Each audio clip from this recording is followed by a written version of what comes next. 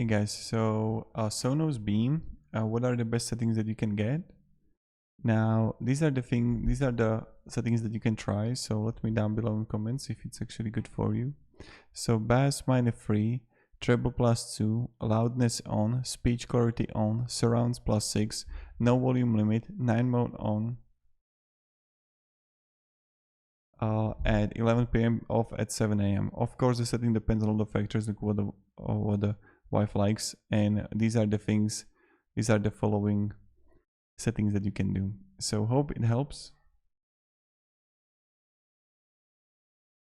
and have a great day and goodbye.